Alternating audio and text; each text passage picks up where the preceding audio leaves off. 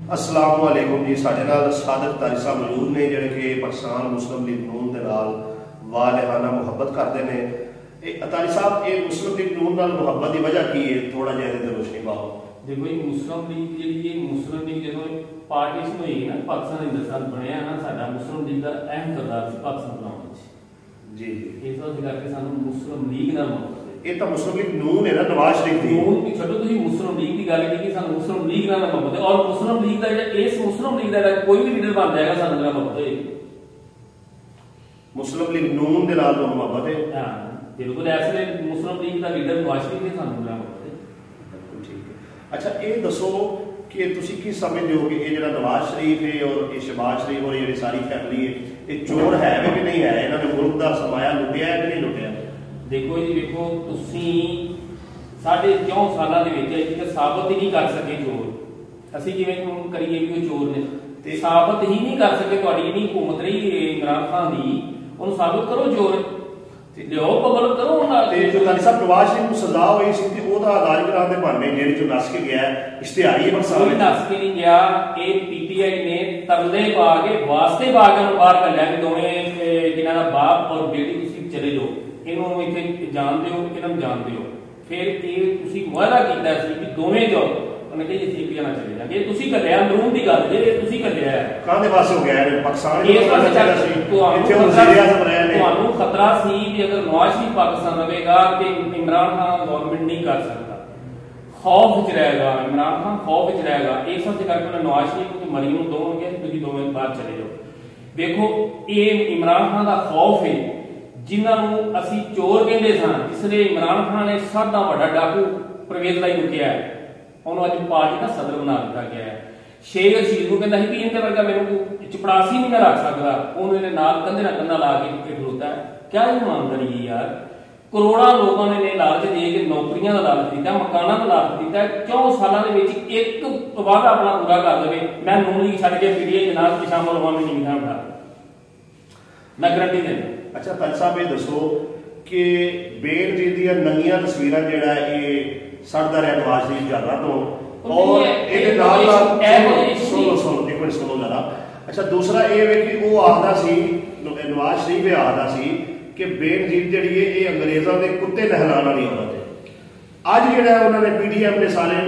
इतिहाद कर लिया। मैं तो समझदा कि ये जिहड़ियां सारियां जमातां ने 12-13 जमातां, इन्हां दा इतिहाद जिहड़ा है इमरान नवाज शरीफ चोर नहीं, वो डाकू नहीं, उन्हें मुल्क का सरमाया नहीं लुटिया। वो मुल्क जो नसिया क्यों है? बाहर पिज़्ज़े बर्गर शवारमे खा रहे हैं, सैर सपाटे कर रहे हैं,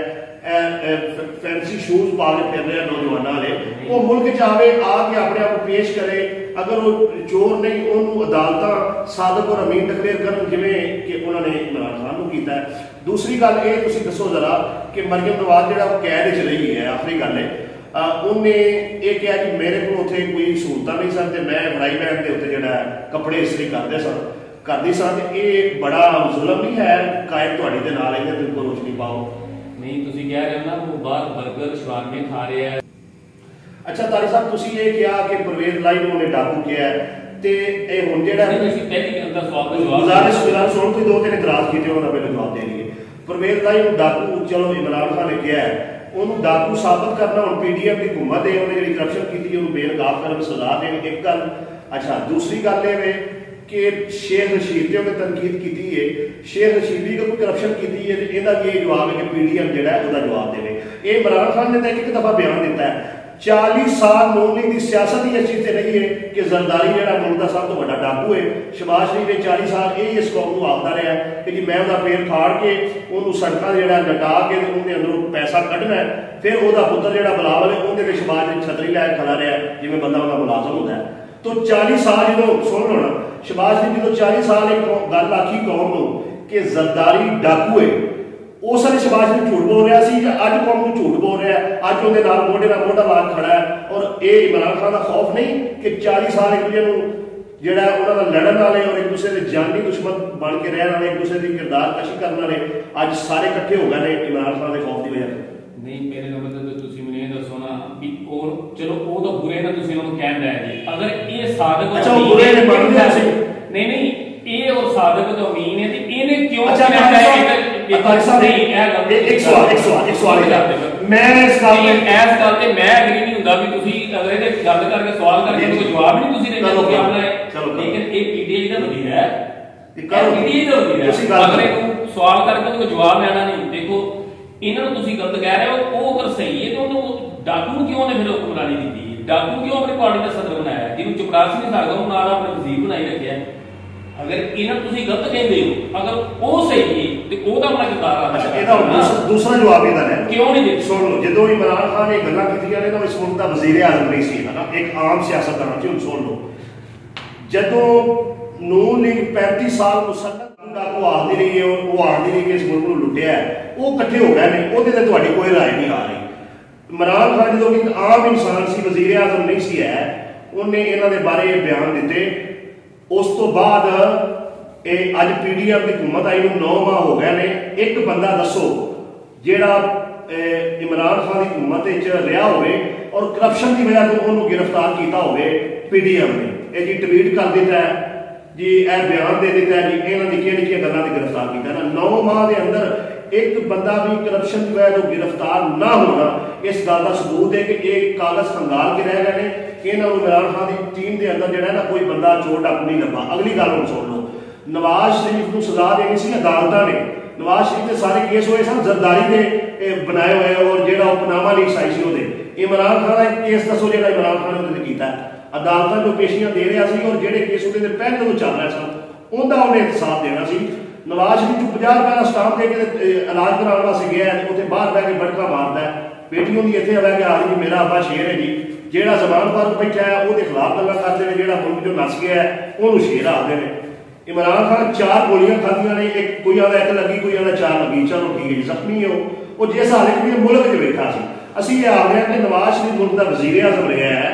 ਉਹਨੂੰ ਇਸ ਕੌਮ ਦੇ ਦੁੱਖ ਦਾ ਦਰਦ ਦਾ ਅਹਿਸਾਸ ਹੋਣਾ ਚਾਹੀਦਾ ਹੈ ਉਹ ਅਗਰ ਸੱਚਾ ਇਮਾਨਦਾਰ ਹੈ ਉਹ ਆ ਕੇ ਅਦਾਲਤਾਂ ਨੂੰ ਫੇਸ ਕਰੇ ਔਰ ਆਪਣੇ ਆਪ ਨੂੰ ਸਾਦਕ ਔਰ ਅਮੀਨ ਡਿਕਲੇਅਰ ਕਰੇ ਤਾਂ ਕਿ ਕੌਮ ਉਹਦੇ ਨਾਲ ਖੜੀ ਹੋਵੇ ਉਹਦਾ ਨਸ ਜਾਣਾ ਇਹ ਪ੍ਰੂਫ ਕਰਦਾ ਹੈ ਫਿਰ ਜਿਹੜੀਆਂ ਬਿਲਡਿੰਗਾਂ ਦੇ ਉੱਤੇ ਉਹ ਆਖਦੇ ਨੇ ਮੈਨੂੰ ਪਤਾ ਹੀ ਨਹੀਂ ਕਿੰਨੀਆਂ ਉਸੇ ਬਿਲਡਿੰਗ ਵਿੱਚ ਜਾ ਕੇ ਉਹਦੇ ਅੰਦਰ ਲੰਗਰ ਵਿੱਚ ਰਹਿ ਰਿਹਾ ਉਸ ਬਿਲਡਿੰਗ ਬਾਰੇ ਤੁਹਾਡਾ ਕੀ ਖਿਆਲ ਹੈ ਉਹ ਕਿੱਥੋਂ ਆਈ ਕਿਤੇ ਪੈਸੇ ਨਾਲ ਬਣੀ ਉਹ ਬਿਲਡਿੰਗ ਇੱਕ ਬਾਪ ਉਹ ਪਾਕਿਸਤਾਨ ਵਿੱਚ ਵਜ਼ੀਰ ਆਜ਼ਮ ਨੇ ਅਗਰ ਬੇਟੇ ਨੇ ਬਾਹਰ ਕਾਰੋਬਾਰ ਕੀਤਾ ਹੋਇਆ ਹੈ ਉਹਨੂੰ ਕੀ ਪਤਾ ਉਹਨੇ ਕੀ ਖਰੀਦਿਆ ਬੇਟੇ ਨੇ ਅਜੇ ਤੱਕ 10 ਰੁਪਏ ਨਹੀਂ ਇਹ 10 ਰੁਪਏ ਦਾ ਕਾਰੋਬਾਰ ਦੱਸੋ ਤੇ ਬੇਟੇ ਨੇ ਅਜੇ ਤੱਕ ਕੀ ਕੀਤਾ ਹੈ ਉਸ ਗੋਂਗਲੂ ਜਿਹਾ ਨੇ ਅੱਜ ਤੱਕ 10 ਰੁਪਈਆਂ ਦਾ ਕੋਈ ਕਾਰੋਬਾਰ ਨਹੀਂ ਕੀਤਾ ਹੈਗਾ ਔਰ ਉਸ ਵੇਲੇ ਉਹ ਬੱਚਾ ਸੀ ਜਿਸ ਨੇ ਉਹਨੇ ਉਹ ਚੀਜ਼ ਅਰਬਾਂ ਖਰਬਾਂ ਡਾਲਰਾਂ ਦੀ ਖਰੀਦ ਲਈ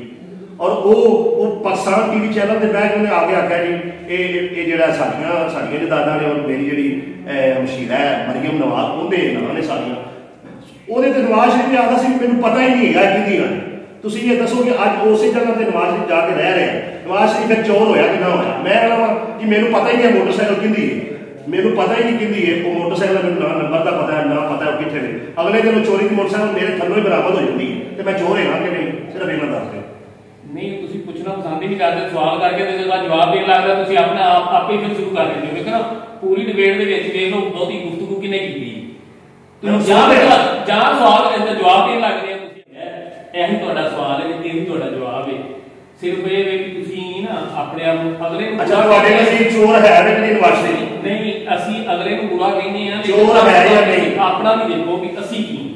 ਅੱਛਾ ਮਰੀਮ ਨੇ ਇਹ ਗੱਲ ਆਖੀ ਕਿ ਮੇਰੀ ਲੰਡਨ ਤੇ ਕੀ ਪਾਕਿਸਤਾਨ ਵਿੱਚ ਕੀ ਲੰਡਨ ਵਿੱਚ ਕੋਈ ਪ੍ਰਾਪਤੀ ਨਹੀਂ ਪਰ ਉਹਨੇ ਕਹੀ ਇਹਦਾ ਜਵਾਬ ਮਰੀਮ ਨੇ ਦੇਣਾ ਹੈ ਇਹਦਾ ਜਵਾਬ ਹੋਰਾਂ ਨਹੀਂ ਦੇਣਾ ਹੈਗਾ ਦੇਖੋ ਪ੍ਰਾਪਤੀ ਉਹਦਾ ਕਸੂਰਵਾਰ ਹੈ ਉਹਦਾ ਜਵਾਬ ਦੇਣਾ ਹੈ ਅਸੀਂ ਤਾਂ ਸਿਰਫ ਇਹਨਾਂ ਦੇ ਸਿਆਸੀ ਲੀਡਰਾਂ ਦੇ ਨਾ ਅਸੀਂ ਬਿਆਨਬਾਜ਼ੀ ਚਾਹੇ ਕਿਰਦਾਰ ਤੇ ਕਰ ਸਕਦੇ ਵੀ ਇਹ ਬੰਦਾ ਸਹੀ ਹੈ ਇਹ ਬੰਦਾ ਗਲਤ ਹੈ ਅੱਛਾ ਜ਼ਰਦਾਰੀ ਨੂੰ ਜਾਇਦਾਦ